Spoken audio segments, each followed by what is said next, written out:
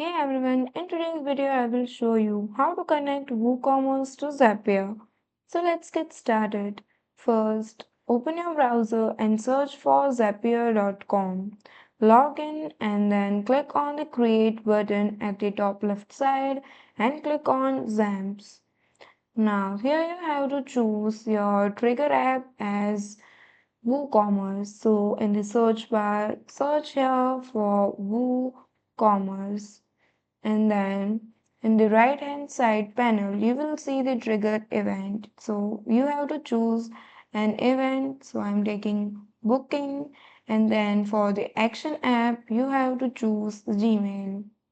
Then here you have to choose your action event, so basically set send email, and then log into Gmail and fill out the email fields. Test it again.